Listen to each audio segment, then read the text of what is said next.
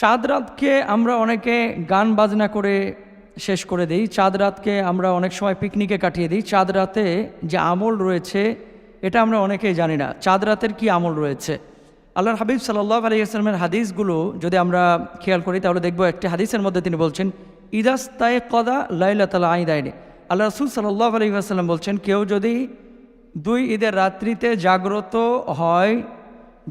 হয়ে ইবাদত বন্দেগী করে, জাগরণ করে, ইদাস্তায়কাযা লাইলাতুল আইদাইনি, যে ব্যক্তি 2 ঈদের রাত্রে জাগ্রত হবে, লাম ইয়ামুত কলবুহু ইয়াওমা তামুতুল কুলুব বা লাম তামুত কলবুহু ইয়াওমা তাবুতুল কুলুব।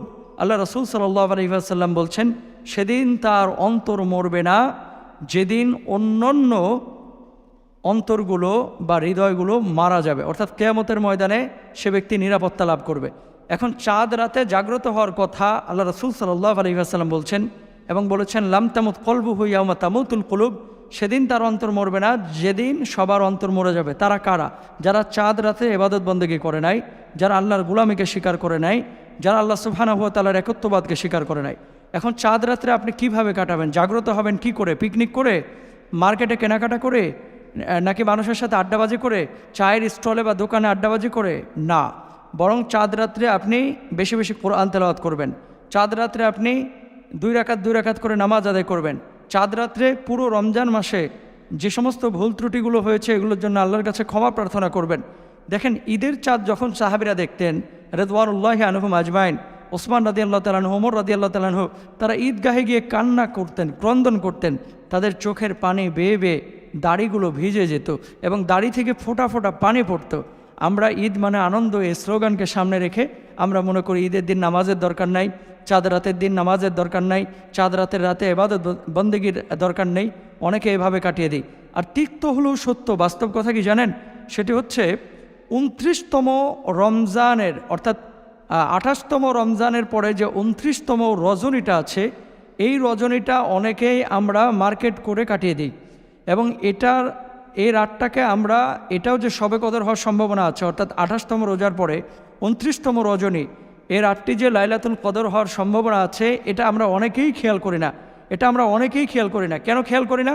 আমরা মনে করি যে রোজা তো চলে গেছে, ওই শুরুতে আল্লাহকে হাজিরা দিয়েছি, শেষে আল্লাহকে হাজিরা দিয়েছি। আর আজকে 28তম রোজা পরে 29তম যেই রাতটি আছে, এই রাতটিও তো বিজোড় রাত।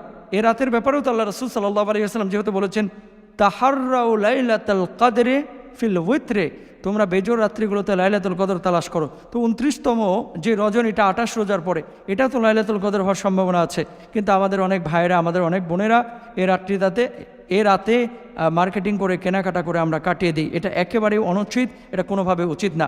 এজন্য আমি আমার যুবতী ভাই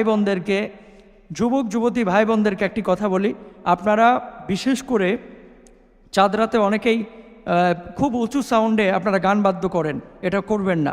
আপনারা অনেক সময় সেট বাজান, অনেক সময় হিন্দি গানের তালে তালে নাচানাচি করেন, সারা রাত অনেক সময় আপনারা পিকনিক করেন, এগুলো আপনারা করবেন না। মনে রাখবেন, আজকে চাঁদ রাত আপনি পাচ্ছেন, আগামী বছর আপনি চাঁদ রাত পাচ্ছেন কিনা আপনি কিন্তু জানেন না, আমিও জানি না। সুতরাং এই চাঁদ রাতটাই হতে পারে আমার জীবনের শেষ চাঁদ রাত, এই ঈদটাই হতে পারে আমার জীবনের শেষ ঈদ। সুতরাং এই ঈদে এবং এই চাঁদ রাতে আমরা আল্লাহর কাছে বেশি বেশি তাওবা ইস্তিগফার করব, বেশি বেশি ক্ষমা প্রার্থনা করব।